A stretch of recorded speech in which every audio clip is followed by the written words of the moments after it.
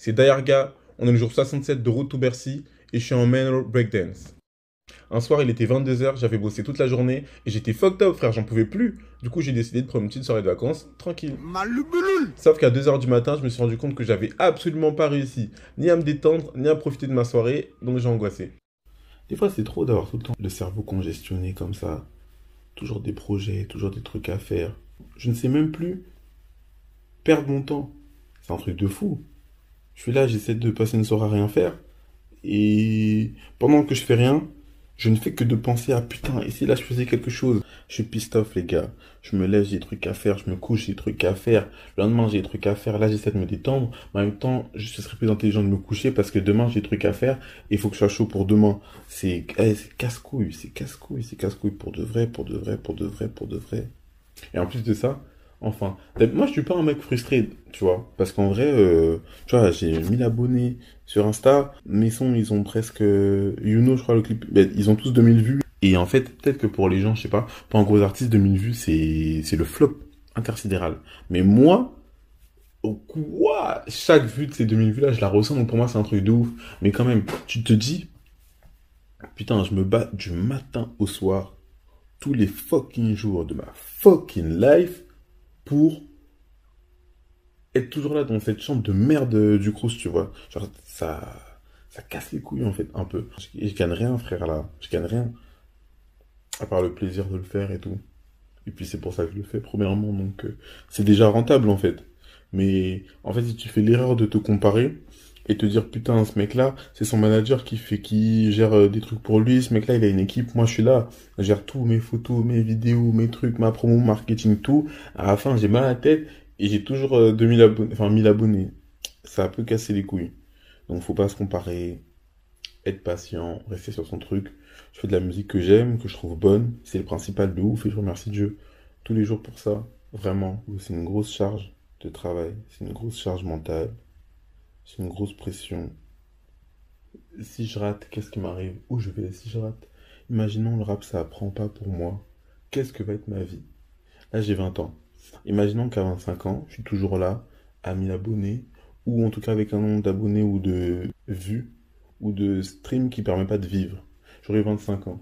Imaginons à 25 ans, je me dis, oh tiens, il y a un projet intéressant dans la vie, parce que c'est un projet que je trouve intéressant, d'avoir des enfants et de construire un couple et de... Ouais, construire vraiment un couple, ok. À 25 ans, quel idiote, quel idiote va vouloir sortir avec un mec, frère, c'est un rappeur, mon gars. Si t'es intelligente, Mago, tu vas avec quelqu'un d'autre. Tu vois ce que je veux dire? Pas avec un rappeur qui est dans sa chambre du Crous, là, à la con, en train de faire des vidéos YouTube à la con. Carrément, si j'ai 25 ans, je suis toujours là, Ingo, elle veut se mettre avec moi, mais c'est moi, je vais avoir peur d'elle. Je vais la regarder en chelou, je vais dire, ah, mais wesh, elle est bizarre celle-là. Si à 25 ans, je suis toujours là. Logiquement, bon, à ce moment-là, je pourrais plus bénéficier des aides du Crous parce que je les ai depuis que j'ai 16 ans et demi. Donc à 25 ans, ça va être mort.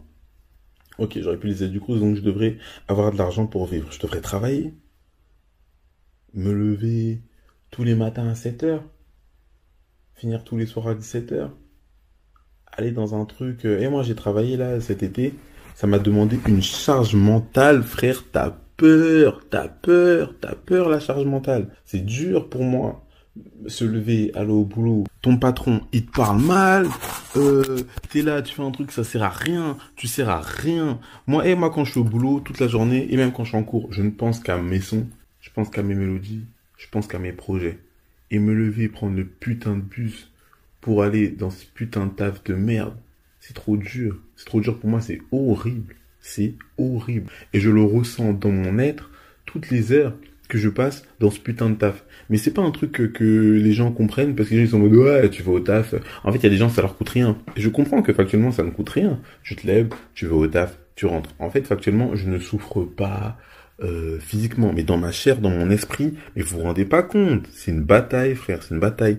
Si dans 5 ans là, ma musique ça n'a pas marché, je vais être dans cette putain de vie de merde. Et ça va être la bataille dans ma tête au moins de 7 h à 17 h. Et à 17 h, quand je vais rentrer, ça va être une autre bataille de 18 h à 22 h. Parce que quand tu fais ta musique et que tu as du temps dans ta journée et tout pour le faire, c'est une bataille. Mais c'est aussi un plaisir parce que en fait, j'ai la latitude, j'ai l'espace pour œuvrer et pour bosser, pour avancer. Mais quand tu taffes et que t'as que tes 2 jours de week-end et 4 heures après le taf pour bosser ta musique, mes frères, même bosser, ça devient une bataille. De trouver les heures pour bosser, de trouver l'efficacité, c'est une dinguerie. Ça veut dire qu'en fait, pour être clair, la vie qui m'attend dans 5 ans, si la musique ça marche pas, dans 5 ans, c'est la merde de ouf, c'est la merde mentale. Donc j'ai la pression. Ça met la pression, franchement, j'ai la pression, j'ai la pression. Des fois, j'aimerais bien au moins vivre une journée sans cette pression-là, tu vois. Vivre une journée sans truc à faire. Le problème, c'est que je suis rappeur. C'est trop tard.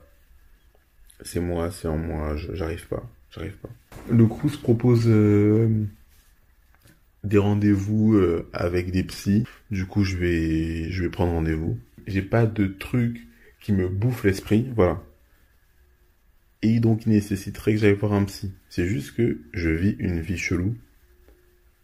Donc, j'ai envie qu'il y ait un psy pour un peu vérifier que tout va bien, parce que je ne gère pas ni ma vie, ni mon corps de manière lucide et équilibrée.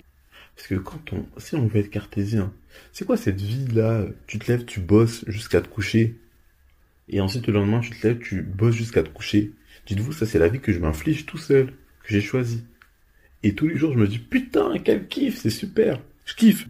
Mais des fois, je me dis, est-ce que je suis pas un ouf? Je vis cette vie-là extrême depuis que j'ai 16 ans et demi.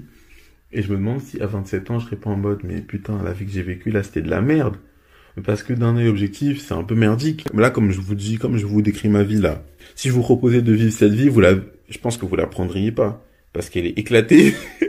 Elle est éclatée, objectivement. Mais je la kiffe. Et je me demande si, du coup, je suis pas un ouf de la choisir, moi, alors que j'ai le choix. Dites-vous, il y a des gens, ils sont là, ils vivent de fac, d'amour, d'amitié, d'alcool.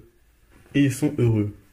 Et moi, je suis là, je me complique la vie à vouloir être une star. Est-ce que je suis pas orgueilleux? Est-ce que c'est pas preuve d'orgueil, ça, vouloir être... C'est quoi cette ambition? Mais après, là, je me pose la question, mais la réponse, elle est devant moi. Si j'aime trop la musique, ça s'arrête là, en vrai. C'est ça la base de tout. C'est ça la base de tout. J'aime trop la musique, ça se voit. Il suffit de passer 1 heure avec moi, tu vois. Mais quand même, on peut pas nier que je me complique la vie. Souvent, ma mère me fait ce genre de réflexion. On me complique quand la vie, je complique sa vie aussi. Souvent, j'ai l'impression quand elle dit ça, j'ai l'impression qu'elle a tort. Qu'elle a tort. Mais mon rêve, il est compliqué. Mais il est simple aussi à la fois. Je vais être un artiste qui vit de sa musique, tu vois, qui a un public et tout. C'est pas très compliqué, je sais ce que je veux, tu vois. Mais quand même, le chemin est sinueux, je me complique la vie, j'ai l'impression. Il y a des gens, ils font de la musique juste par passion. Ils sont contents. Moi, je fais par passion, mais je mets de l'ambition dans la passion. C'est ça qui complique. Après avoir bien angoissé, j'ai remis encore 2-3 merdes qu'il y avait dans mon esprit, parce que c'est jamais trop ma gueule. Ce soir, on souffre. Et effectivement, familialement, c'est clair qu'il y a des choses qui ont changé depuis que je fais de la musique. Quand je suis chez moi, je suis vu comme un ouf des fois. Et même si pendant 1 semaine, je vais pas le ressentir, je vais le ressentir au bout de 30 jours, ou au bout de 60 jours. Chez moi, je suis vu comme un ouf. Mais c'est bizarre, frère, c'est censé être chez moi. C'est mon foyer. C'est chez moi. Je suis censé être à l'aise. Alors pourquoi je suis vu comme un ouf, comme ça, je suis tout le temps remis en question. Tout ce que je fais, c'est jamais bon, en fait. C'est jamais bon. On s'inquiète toujours pour les choix que je fais pour moi, et qui m'ont l'air d'être logiques, tu vois. Et ça, c'est déstabilisant, en fait. Dès que je fais un pas, on me dit, ton pas là, ah, je crois que t'as sombré ton étoile là. Dès que je fais un pas, ton pas là, je crois que ça va mal finir. Dès que je fais un pas, ton pas là, je crois que tu vas finir pauvre, à demander de l'argent à tes frères et sœurs et tout. Tout ce que je fais, mes boucles d'oreilles, mes cheveux, comment je m'habille. Pour être clair, ma façon d'être, j'ai pas l'impression qu'elle plaise tant que ça à mes parents.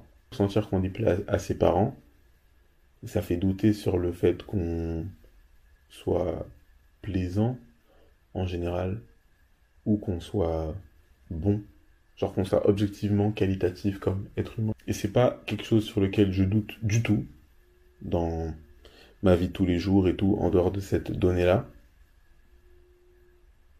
Mais en fait, le fait d'avoir l'impression de déplaire chez soi et de déplaire à ses parents, qui sont dans la culture africaine un peu les dieux sur terre, en vérité. Euh, Ça fait douter.